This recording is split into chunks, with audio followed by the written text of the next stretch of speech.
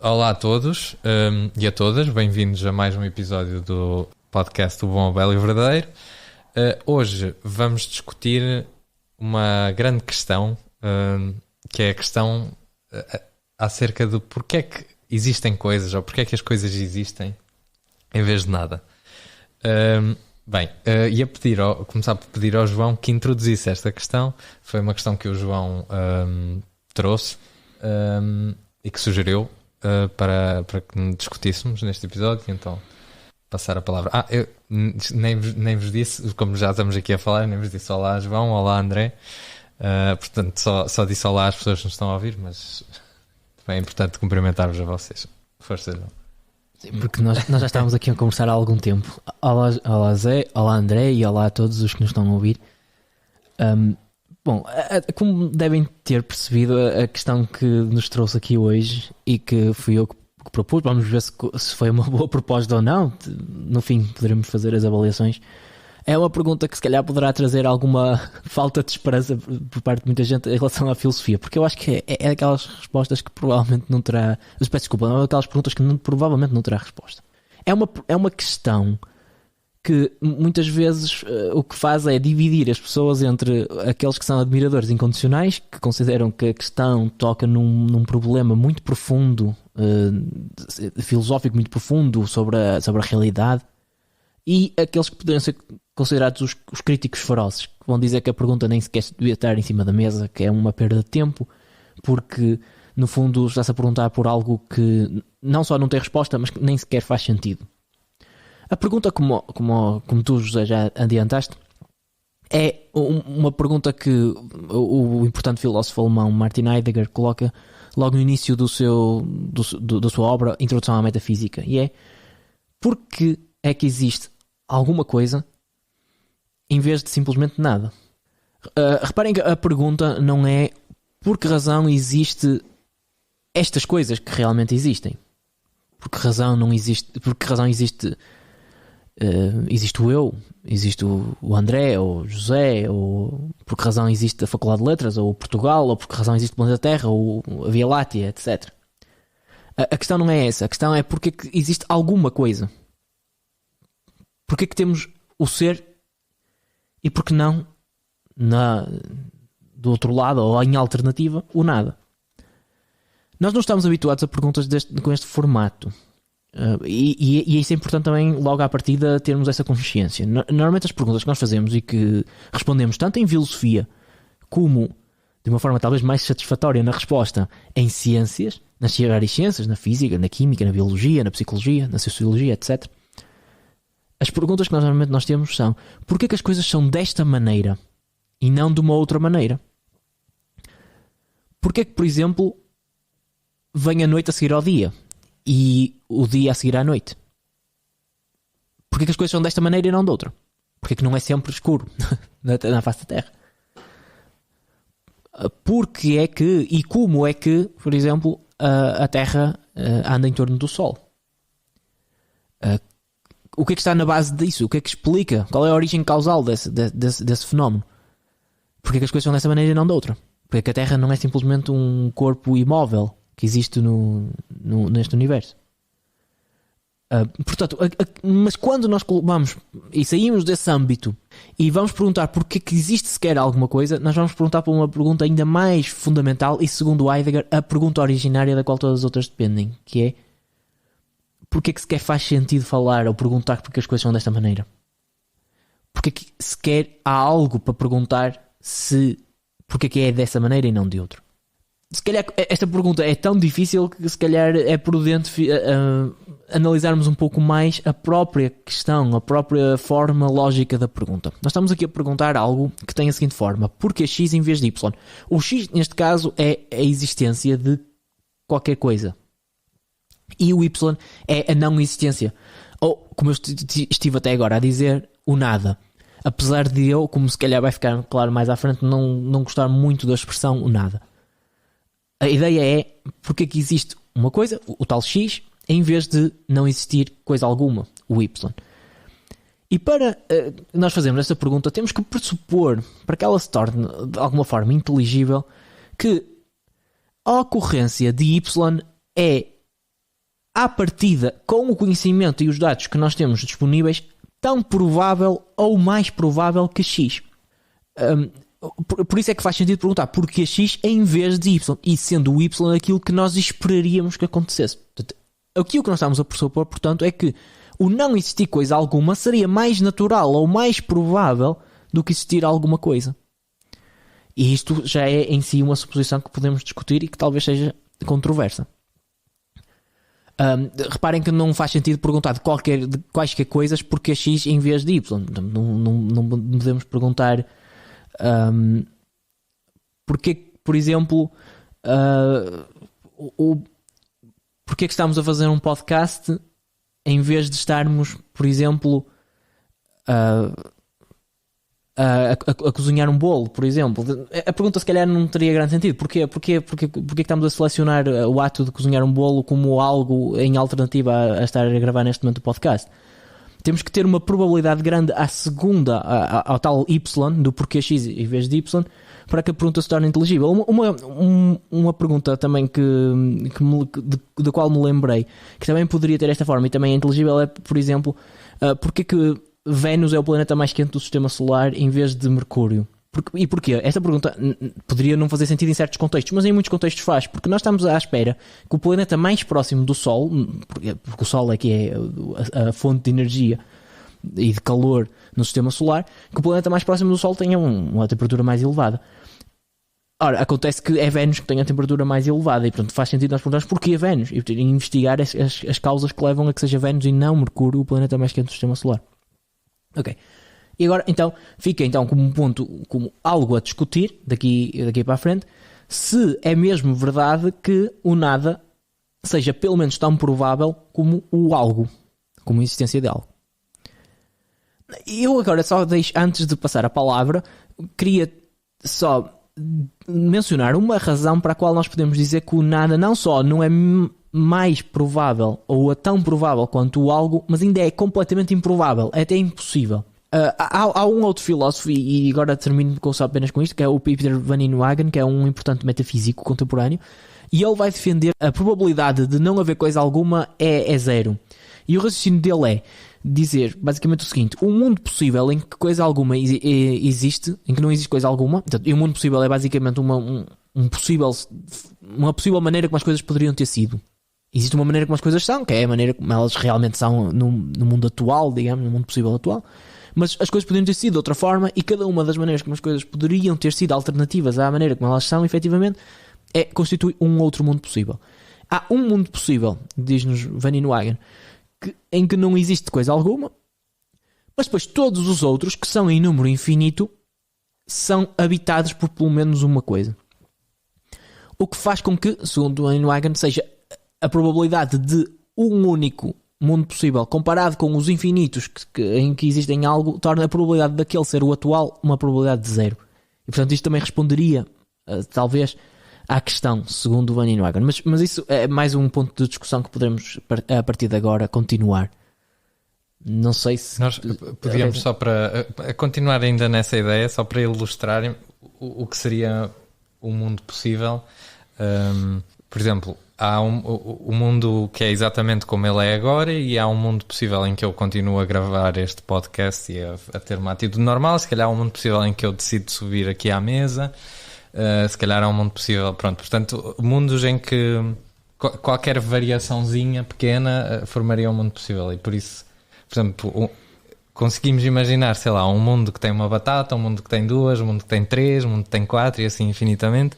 E são muitos mundos infinitos. Porque numericamente podemos continuar por aí em diante. Agora o mundo sem nada, à partida, pronto, a perspectiva que o João estava aqui a referir, diria que é apenas um, porque não pode ser um mundo em que há uma batata ou duas ou três, é só aquele, é o mundo em que não há. Uhum.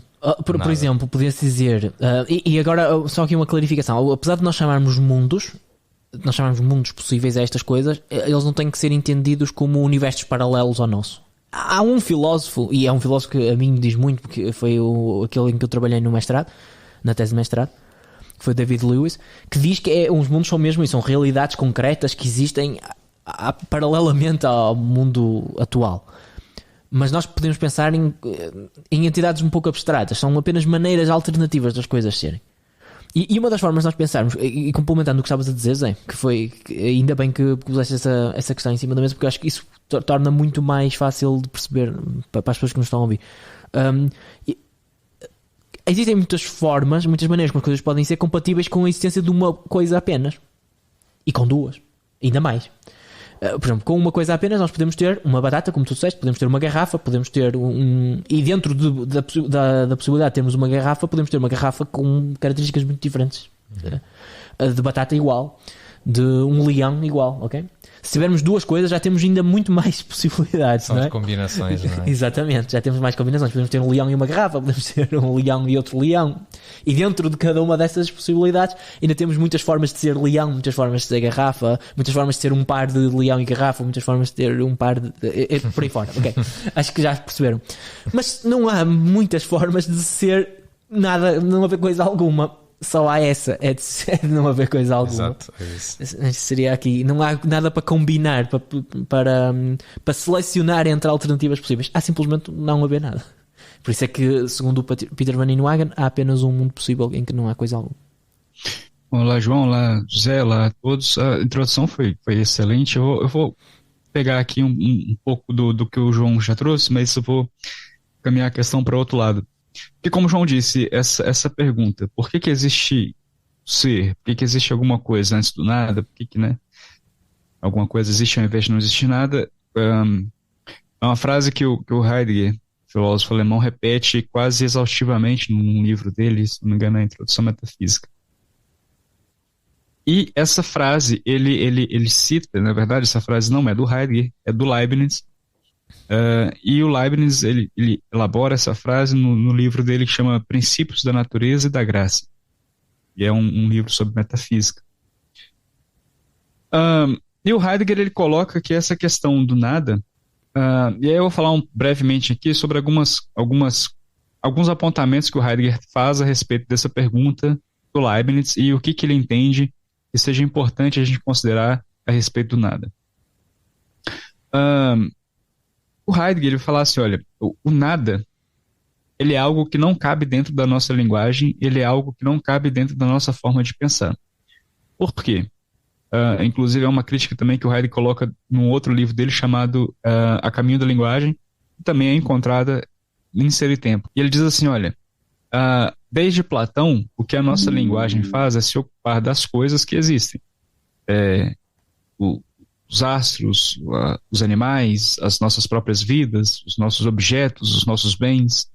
Então toda a nossa linguagem ela é formulada para falar de coisas que existem no mundo. E uma característica delas é o é da cópula, né? Eu afirmar que existe um objeto X e esse objeto é tal coisa. E depois do eu coloco qualquer propriedade. Eu tenho, sei lá, uma garrafa, a garrafa é de plástico, ou seja, o ele determina que existe alguma coisa e essa coisa possui propriedades. Ele quer dizer que o nada, ele se manifesta, ou talvez manifestar seja uma palavra errada, mas o nada, ele surge em certas ocasiões, e que a gente consegue ter contato com o nada e perceber o que ele é, mesmo que a gente não consiga formular isso logicamente, ou perceber o que o nada não é, né? Mesmo que a gente não consiga formular isso logicamente. E isso aparece na negação, por exemplo. Isso aparece na não existência das coisas, quando uma coisa existe e de repente ela deixa de existir. Sei lá, União Soviética, existiu e não existe mais. Né? E a partir da negação do não existir, eu consigo perceber que existe algo que era dado e não é dado mais. E esse não ser dado mais é um contato, digamos assim, que nós temos, mesmo que indireto ou racionalmente, com o nada. Em Ser e Tempo, por exemplo, ele vai falar sobre a questão da angústia, que é fundamental para a filosofia da existência. E a angústia, segundo Heidegger, é o contato com nada também, porque é um sentimento, é uma predisposição sentimental, da qual eu não tenho por que estar sentindo aquilo. Ele faz uma comparação, por exemplo, se eu tenho medo de algo, eu tenho medo de alguma coisa que está no mundo, ou de uma possibilidade, ou de um estado de eventos X puder acontecer. Então eu tenho um sentimento voltado para alguma coisa. No caso da angústia, eu tenho um sentimento em que eu não tenho uma coisa para a qual esse sentimento é direcionado. Então é como se nós estivéssemos em contato com o nada.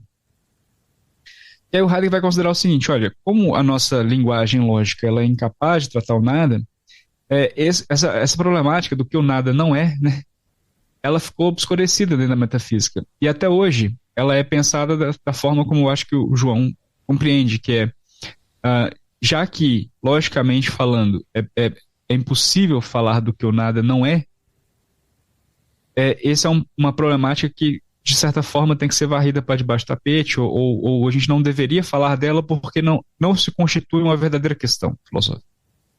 É apenas um engodo, digamos, um problema da linguagem, e que faz parecer como que seja algo demais, assim. Mas evidentemente que o Heidegger, não estou aqui para defender ele, mas eu acho que existe ali um indicativo de que sim, o problema existe. E por mais que, logicamente, eu não consiga responder, isso não significa que o problema não deixe de existir. Não seria muito mais fácil se nada existisse? Não apenas eu, não apenas João, José, mas nada. Nada. Não existe universo, não existe planetas, não existe literalmente nada. Seria muito mais fácil.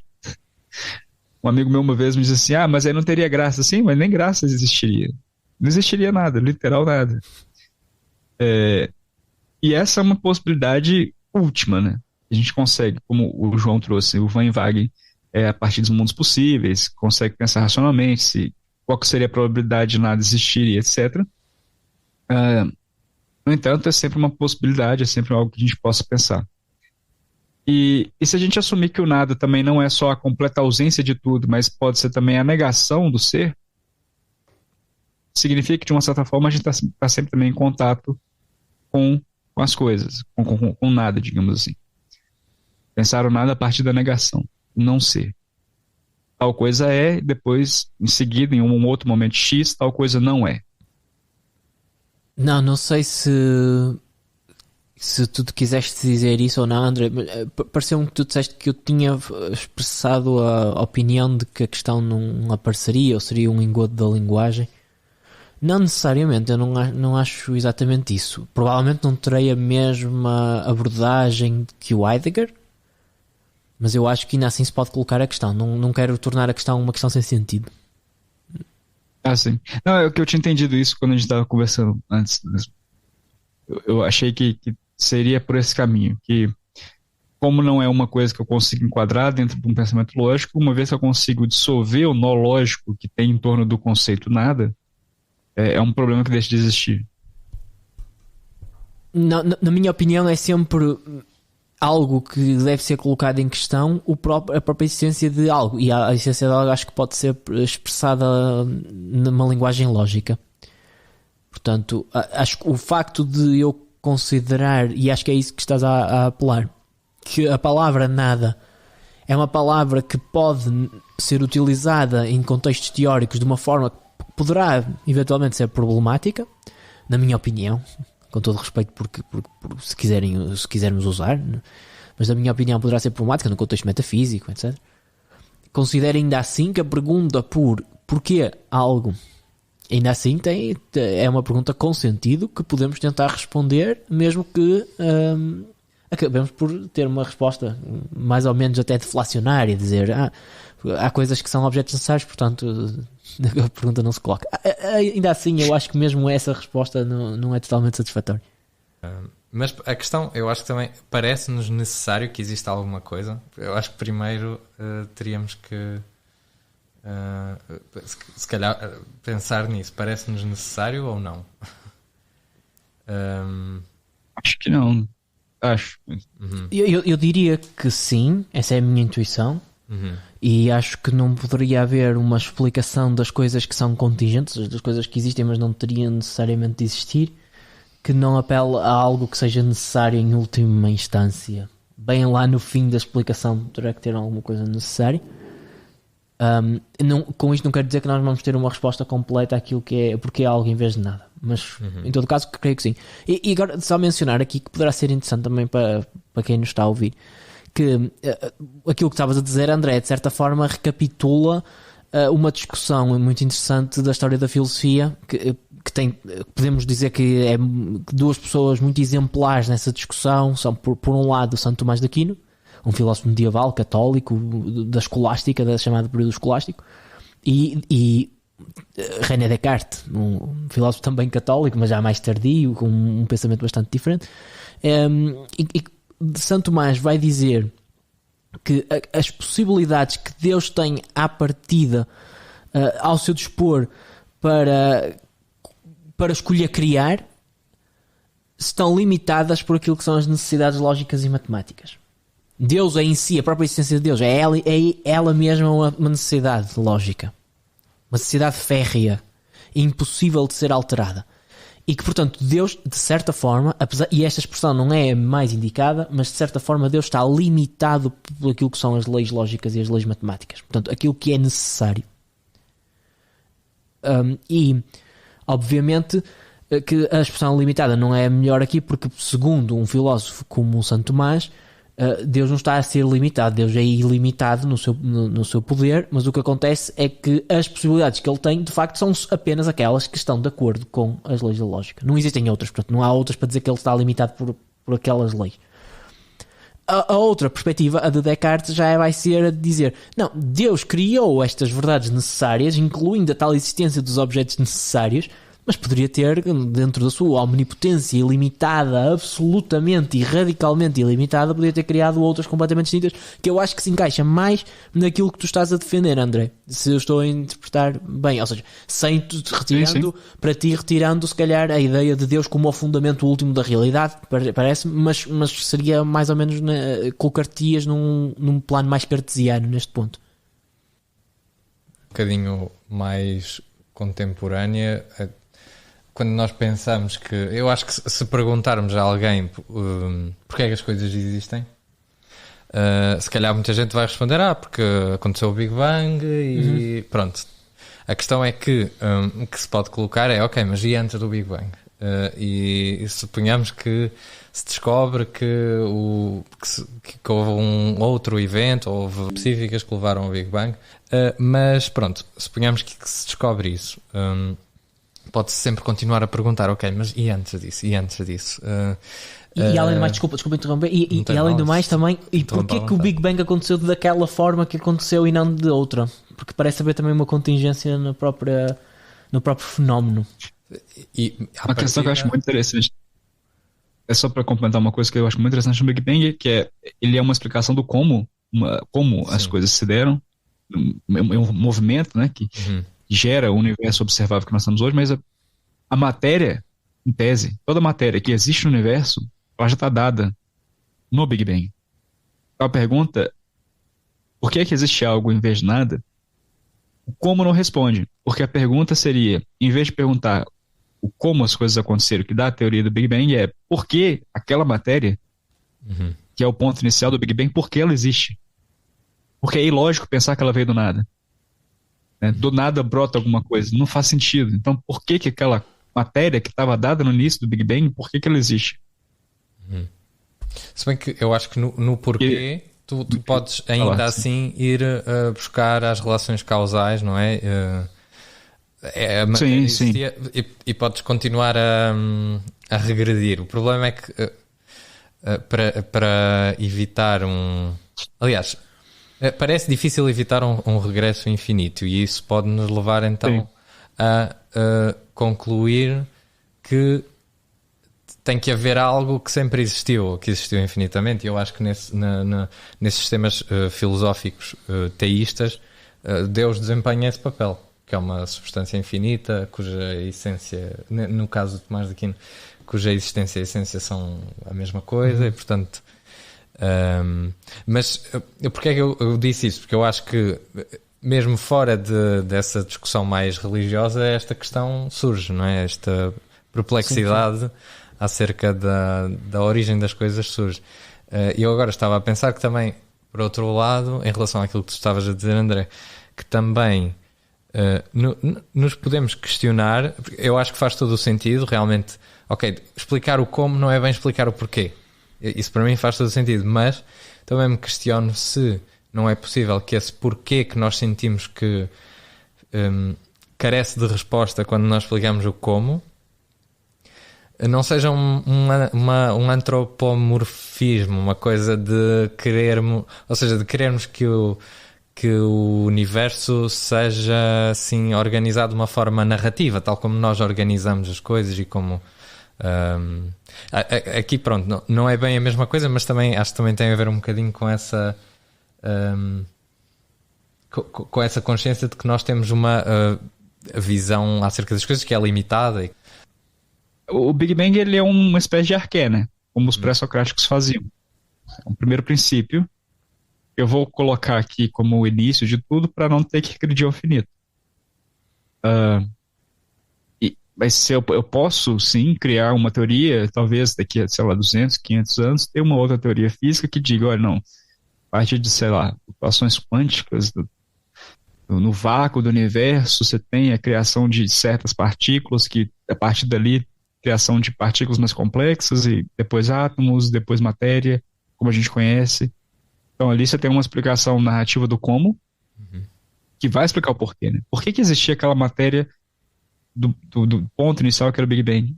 Porque aconteceu isso, assim, uma cadeia causal que me descreve o que é aquilo, né? Mas mesmo, eu acho que assim, mesmo a física avançando e dizer assim, olha, não, a partir de flutuações quânticas do vácuo, você tem a criação de partículas que depois vão formar átomos. Mas essas flutuações quânticas, de onde elas vêm, né? Você quer do nada, ainda é um salto lógico também estranho, digamos assim, para o pensamento filosófico, né? E eu acho que mesmo que até se conclua que, ok, existe uma substância qualquer, sei lá, podemos chamar qualquer coisa, podemos chamar Ló. E há uma coisa que é o Ló e que existe infinitamente e que é a partir disso que tudo o resto vem. E daqui a, sei lá, milhares de anos a humanidade descobre isso. Mas porquê é que existe Ló? Sim, exatamente. De onde veio isso? Exato. Mesmo que exista infinitamente e portanto já nem temos o problema da regressão infinita. Sim. E que se cria a si próprio, sei lá, essas coisas todas. Mas porquê é que essa é uma questão muito... Desculpa, mas porque essa é uma questão muitíssimo interessante, inclusive saiu recentemente alguns livros a respeito sobre isso. É a metafísica metafísica entre aspas, né? Mas são filósofos analisando conceitos científicos a respeito do vácuo, por exemplo, né? O vácuo, por muito tempo, foi considerado que era uma substância, literalmente falando, era uma outra coisa separada do que a gente tem na atmosfera, mas ainda assim uma coisa. Mas existe uma ideia de que o vácuo ele é um nada, porque o nada na física é só a ausência de coisas, a ausência de matéria. Então, o vácuo do universo seria comparado ao nada. Então, é como se fosse assim, por exemplo, é muito comum a gente pensar o seguinte, a partir do Big Bang, houve uma explosão, criou-se o universo, então o universo está se expandindo. Ora, se eu tenho uma explosão e o universo está se expandindo, é plausível pensar que existe uma borda, né? Que existe algum lugar onde é um limite entre até onde o universo vai e depois daquilo é nada. Mas existe uma outra forma de pensar que o que se expande é a matéria e o espaço entre a matéria vai aumentando. E é isso que é chamado de expansão, mas o próprio nada, o próprio vácuo do universo já poderia ser o nada. Não é o universo que tem um limite, é a matéria, até onde ela chega que tem limite. E tudo, o vácuo ali é um nada. Mas se o próprio vácuo é um nada, como explicar que a partir dali brotam certas partículas, que já existem experimentos físicos contemporâneos que mostram isso, que do nada certas partículas vêm a existir e deixam de existir, mesmo que sejam uma infinitésima parte de tempo, perto de um buraco negro, por exemplo. E aí discute-se muito essa questão metafísica, né, a partir de um ponto de vista científico, mas avaliando a metafísica e que se pode derivar, digamos assim, de certos conceitos científicos, né? O que continua sendo um problema. Se eu considerar que o vácuo é um nada, só porque é ausência de matéria, mas como é que esse nada pode ter uma flutuação que gera uma partícula? Ou que permite que uma partícula venha existir? E se o vácuo permite que uma partícula venha existir, significa que ele não é um nada. Tem que ser alguma coisa porque do nada não pode vir nada. Já tem que ter alguma característica, nem que seja a característica de permitir que algo se expanda na sua direção. Sim, uma característica potencial, não é? O disposicional. Sim. E não é o nada completo que a gente pensa metafisicamente falando. É a ausência de qualquer coisa. Não só de matéria, mas é a ausência de qualquer propriedade, de qualquer... E tanto que é o mais fácil, porque quando eu falava da linguagem predicativa que o Heidegger critica, né, de que o X é tal coisa, você tem propriedades. E aí, quando você vai falar do ser, você pode simplesmente dizer, o ser é. Você não precisa colocar uma existência. E o nada, ao contrário, o nada não é. Você não pode colocar propriedades, né? O nada não é azul. Nada, não, você não precisa colocar as propriedades. Você só diz, não é. O não ser. É o completo... A ausência de qualquer propriedade. E se o vácuo possui uma propriedade, significa que ele não é nada.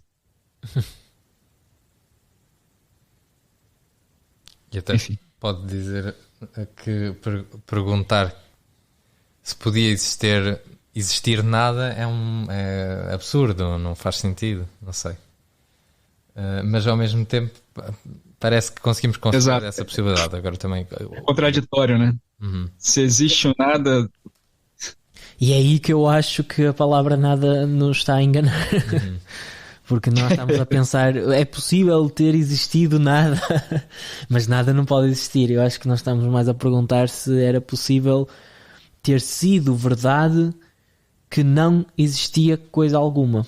Ou que não existia, como eu tenho dito isso em linguagem uma linguagem mais lógica, que se calhar é um bocadinho depois difícil de explicar todos os passos que me fizeram chegar lá, mas a ideia é perguntar se seria ou não possível existir um X, uma coisa qualquer, ou melhor, que se era possível não ter sido verdade que existia um X, tal que X é idêntico a X. E essa seria a pergunta que nós estamos, seria a possibilidade que nós estamos à procura, não a possibilidade de existir algo que não pode existir, não é? O tal nada. É não existir nenhuma coisa. Nenhuma coisa. Exatamente. E nenhuma coisa não é uma coisa especial, é mesmo qualquer. É o nada. Não sei. Exato. Mas é que tá, eu acho que eu concordo com o João, mas eu também concordo com o Heidegger em certo sentido. Eu concordo com os dois nesse caso, porque, assim, o Heidegger mostra um lado, mas o João também mostra um lado, e eu acho que se complementam, se a gente for pegar a filosofia contemporânea como um todo, assim, é muito interessante pensar por todos os lados. Mas eu não sei se é a palavra nada que é problemática, talvez a forma como a gente coloca o problema. É a forma como a gente está habituado a pensar os problemas metafísicos. A partir da lógica que o Heidegger vai falar da lógica predicativa, que só pensa as coisas que existem. Entendeu? Sim. Não sei. Sim. É como pensar, por exemplo, a dualidade, o problema difícil da consciência. Ele se dá por uma problemática de como a gente está acostumado a pensar esses problemas, não é exatamente um problema em si, talvez, não sei. Eu diria também que podemos estar, pode haver um erro de interpretação ou de uso da palavra nada, porque a palavra nada em si não tem problema, é tão problemática como a palavra nenhuma coisa, ou coisa alguma, que eu depois comecei a usar também, não é? Eu acho que nada sugere que estamos a falar de um termo singular, ou seja, como se fosse um nome próprio, um termo que refere uma coisa singular. Alguma coisa. Exato. Tipo, como sei lá, o termo Porto, que designa a cidade em que neste momento eu e o Zé nos encontramos. Ou outra coisa qualquer, quer dizer, nomes próprios, nós estamos muito familiarizados com esse fenómeno, e acho que nada soa qualquer coisa desse género, enquanto eu acho que nada designa mais, se designa alguma coisa, um estado de coisas ou uma maneira como as coisas são, que provavelmente já é alguma coisa, mas das tais abstratos, ou um não estado de coisas, né? Não eu acho que é isso. Para falar do nada, a gente tem que partir sempre da negação. Não, para mim, na minha perspectiva, mas isso, claro, vai ter que ser necessário comprar algumas suposições. E na minha perspectiva, fala-se num estado de coisas mesmo, mas eu já estou a admitir que existem estados de coisas que são coisas abstratas. E o chamar nada era se um desses estados de coisas fosse o caso, ou qualquer coisa desse género, fosse verdadeiro. Era o nada. Sim.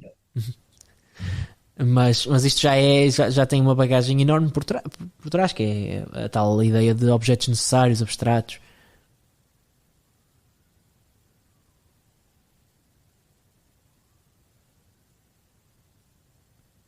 Isto é um nada Silêncio. Foi aqui uma ilustração. Mais ou menos tivemos ali uma sirena. Vamos fazer um podcast sobre o nada e 1 hora de silêncio. É como a peça do John Cage, não é? Exato. Mas essas entidades abstratas para ti seriam necessárias, não é? Mas não são. Têm poder causal? É uma boa pergunta essa do poder causal, não é? Se calhar é um bocado estranha a pergunta, na realidade. Mas porquê é que eu cheguei a isto? Porque estava a pensar naquela questão que eu disse há bocado, de coisas infinitas que seriam a causa do universo. Portanto, que a causa do universo tal como nós conhecemos, mas que teriam que ser existentes infinitamente, porque a partir, pelo menos para mim, uma coisa não pode surgir do nada. Portanto, tem sempre que haver alguma coisa atrás que a justifique e que a cause. E então eu estava a pensar, ok, podemos considerar que as coisas necessárias que existem eternamente são, por exemplo, números, entidades abstratas, mas não sei se isso se isso poderia justificar eventualmente a existência de coisas, ou seja, se isso seria o poder causal. Mas pronto, se calhar também já estou aqui a entrar numa coisa que não tem muito a ver. Não, isso tem muito Mas eu concordo, porque às vezes parece que, às vezes, na minha cabeça mesmo, assim, eu não sei se é exatamente o que você quis dizer, José, mas eu concordo com o que você disse, mas puxando também um pouco, no sentido de que uma verdade lógica, ela não é uma verdade metafísica. Dizer que 2 mais 2 é igual a 4 não significa que necessariamente tenha que existir algo. Seja 2 mais 2 é igual a 4, entendeu? Ainda mais quando a gente coloca no contexto do alien lógico, que as necessidades poderiam ser outras, completas. Mesmo que houvesse necessidade. Né? Não, mas eu acho que o que você colocou está certo. Por que de uma necessidade lógica se deriva uma necessidade metafísica? O que para mim não faz muito sentido, mas não sei. Mas quanto à tua pergunta diretamente sobre os poderes causais, eu também tendo a achar que os objetos abstratos não têm poderes causais. Se calhar seriam até mais formas de formalizar poderes causais que existam. Exatamente. Eventualmente, se forem leis científicas expressas em linguagem matemática. Exatamente. Concordo inteiramente com o que disseste. Portanto, não responderiam a como é que as coisas que não existem de forma necessária existem. No entanto, são coisas, diria eu, na minha perspectiva. Mas nós já gravámos um episódio do podcast sobre religião também. Eu já tive a oportunidade de explicar na altura que aceitando a existência de Deus também podes ter uma coisa que seja necessária, mas que não seja sem poderes causais, que seja um agente livre, não é? Ou algo parecido com um agente livre. E portanto aí podias ter no domínio da eternidade e não abstrata, uma eternidade necessária, algo que fosse, não sei se a palavra causa seria a melhor, mas capaz de levar a cabo a existência de coisas que não são necessárias. Sim, será que aí nessa ideia será que a resposta, dar a resposta de que as coisas existem porque existe Deus, por exemplo, quando já sabemos que existe Ló e que Ló é a causa de tudo, mas eu agora estou aqui a fazer referência ao Ló. O Ló foi tipo uma caricatura da posição teísta ou não? Não, foi mesmo só uma palavra assim neutra, sem que não tivesse relação com nenhuma teoria já existente.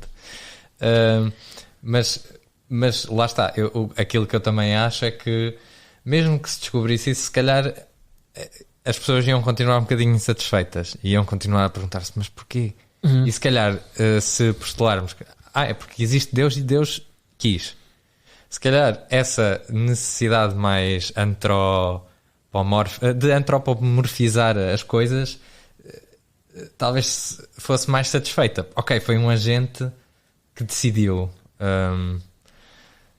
e enquanto que se for só uma entidade sem consciência, cega. A ideia de um agente que decidiu é até mais fácil você colocar não só a existência das coisas físicas, como também as necessidades, né? as leis, a forma como a gente pensa, tudo já estava na mente divina. Então, assim, tudo já está explicado. É um pacotão que explica tudo. Uhum. Então, tanto metafisicamente das coisas que existem, quanto lógica e epistemologicamente das coisas que a gente é capaz de pensar. Em todo Porque caso, eu se a gente tira concordo. Deus da jogada, se a gente tira Deus da jogada, a gente consegue, vai ter um problema metafísico explicar as coisas que existem de uma maneira metafísica, da materialidade das coisas. E para além disso, também a necessidade de conseguir explicar por que nós temos capacidades racionais que se dão de maneira necessária, né? Ou melhor, como a nossa racionalidade consegue chegar a coisas necessárias. Mesmo que essas coisas necessárias talvez não existam na natureza ou fora da nossa mente. Enfim. Mas eu concordo com a ideia de que dizer existe Deus não é em si já responder às questões mais profundas que nós estamos à procura. Ela é quase que um esboço ou uma indicação ou um gesto indicativo de que há uma resposta, mas que nós não conseguimos perceber bem qual é. A pergunta poder-se ia colocar. Então, porque é que algo com as características que Deus tem existe e não precisa de explicação para existir, não é? E nós isso não somos capazes de alcançar. Porque é uma coisa interessante, né? Pensar Deus como uma crise existencial também, se perguntar de onde ele veio. Sempre existiu, mas tá, mano. Né? Tipo, eu sempre existi, mas da onde que eu vim, gente? Como assim, do nada eu tô aqui, né? Tipo assim.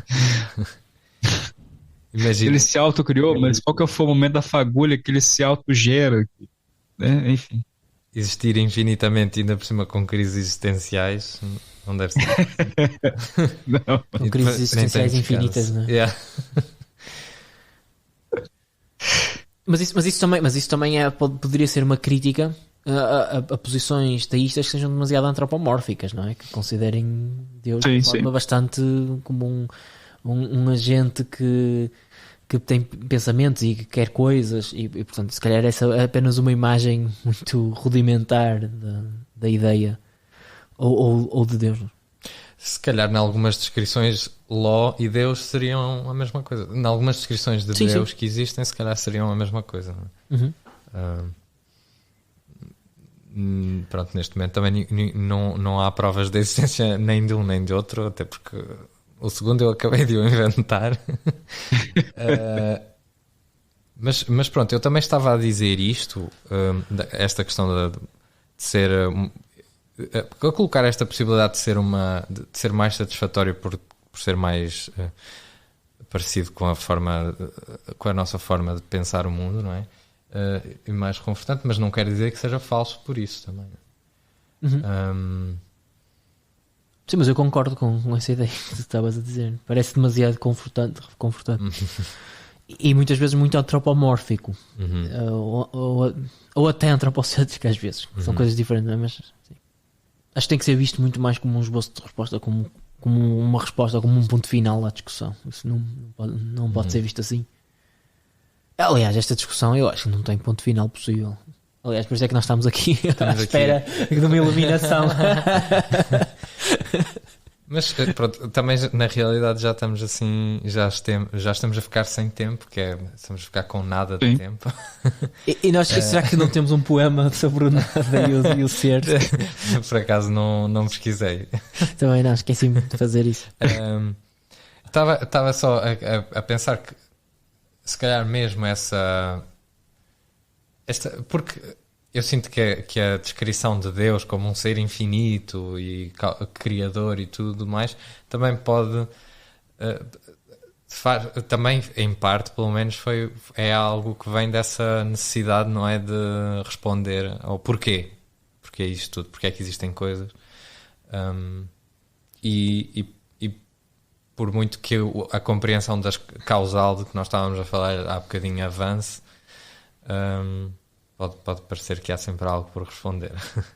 Mas pronto, outra... Não, diz. Não, sim, para sei lá, concluir talvez minha parte, eu acho que de fato a pergunta ela pode ser pensada assim, ela é um problema lógico nosso, porque assim, a conclusão do que a gente tem do episódio mesmo, da nossa conversa, não importa a resposta que eu dê a respeito de onde as coisas que existem vieram, é sempre possível perguntar o antes. Né? A gente nunca vai estar satisfeito a não ser que a gente chegue na conclusão de que do nada veio alguma coisa. Mesmo que a gente chegue na conclusão de que do nada veio alguma coisa, porque o nada, você não pergunta do que veio o nada antes, né? Porque o nada não precisa de nada. Né? E mesmo que a gente tenha a resposta de que alguma coisa veio do nada, a gente vai se perguntar, mas como que alguma coisa veio do nada? Como isso seria possível? E etc. Então, assim, é uma pergunta que vai tender ao infinito. Se calhar até é aquelas perguntas que são necessárias na psicologia humana para o conhecimento nunca parar de progredir, não é? É sempre aquela pergunta que nós estamos à procura de algo mais que explique o que já sabemos que é verdade. Sim. Mas para além dessa questão metafísica que a gente sempre se pergunta a respeito do início de tudo, de onde as coisas vieram, eu acho que claro, eu li muito Heidegger, eu sou influenciado por ele nesse sentido, mas eu acho que convém perguntar sobre o nada nas coisas, por exemplo, aquilo que eu disse, o nada, se a gente pensar o nada como negação de coisas que já existiram e não existem mais. Né? Por exemplo, a União Soviética veio a ser, já não existe mais. E esse não existir mais é contraditório achar que esse não existir mais é parte do ser. Não sei se vocês concordam comigo. Por exemplo, um objeto que já existiu, ele não existe mais. E dizer que esse não existir mais, ele ainda continua sendo parte do ser. Não é. Que é parte do ser aquilo que é. E se alguma coisa não existe mais, ele não é mais nada. Né? Então ele já é nada. Então o nada, a gente está sempre em contato com ele, digamos assim. Seja por essa negação, porque o ser são das coisas que existem, ou das coisas que vêm a ser. Né? E se alguma coisa deixa de existir, a gente tem ali um contato com nada. E mesmo que a gente não consiga formular, logicamente, porque a nossa linguagem ela é dada para falar das coisas que existem, a gente tem esse contato. Não aquele nada metafísico ou um mundo possível onde nada existe, mas é um nada que a gente está em contato. Tem algumas afinidades com aquilo que o João dizia acerca do nada não ser um objeto que nós possamos nomear e, portanto, quando achamos que sim, achamos que é algo que tem uma referência, entramos em questões que, se forem melhor analisadas, não fazem muito sentido. Portanto, quando se diz o nada é isto ou aquilo, haverá uma paráfrase qualquer disso que estamos a dizer, se isso for verdadeiro, que não faça referência especificamente ao nada, mas a explicar como as coisas são, alguma coisa. Vai envolver a negação de existência de coisas, exatamente. Mas aí acho que a negação vai ter que sempre que estar lá. A negação. Talvez não o nada, mas a negação. Não tens mais nada a dizer? Estás a ver quando se pergunta mais nada, estás a dizer mais alguma coisa, não é? Tens mais alguma coisa, não é? Não Pois, exato. Mais alguma É o contrário de alguma coisa, neste caso, que é não tens mais Exatamente. nada. Sim. Às vezes essas coisas. Mas se eu digo que não tem nada, vai ser o completo silêncio. A nossa mente não totalmente consciente, porque é esta que processa a formação de palavras e a gramaticalidade das frases e tudo mais, sabe muito sobre o nada, não sabe mais que nós, se calhar. É provável. Temos que escutá-la. É esse o trabalho de casa, então. O pessoal tem que escutar. Eu não sei muito bem como descrever, porque ela não é totalmente a parte consciente, não é? Elas são mecanismos inconscientes que nos permitem gerar frases gramaticais e discurso coerente. Sim. Portanto, sim, é essa. Formas que já lá estão. Exatamente. Eu acho que as pessoas que, agora que estamos a acabar o episódio, não é? Em que o episódio vai chegar ao nada, ou a gravação está a chegar ao nada. Exato. Acho que as pessoas que nos estão a acompanhar, qual é a resposta à pergunta? Sem dúvida. Como aliás ficam sempre. Sim. Como nós em filosofia também, cada vez que lemos um livro, ficamos elucidados sobre todos os mistérios do universo e da realidade. Às vezes nem sobre todos os mistérios do livro. Aliás, às vezes não. Pronto. Então, e vou repetir a piada, visto que não temos mais nada a dizer. Quer dizer, temos, mas não temos, é tempo. Mas pronto, fica sempre mais bonito dizer que é mesmo que não temos mais nada. E olha que o tempo pode ter muito a ver com o nada também. O Heidegger diria que o tempo tem muito a ver com o ser. Pronto, não sei afinal se ainda temos muito a dizer. Pronto, olha, Obrigado a todos que nos ouviram. Obrigado, João. Obrigado, André. E esperamos reunir-nos todos em breve.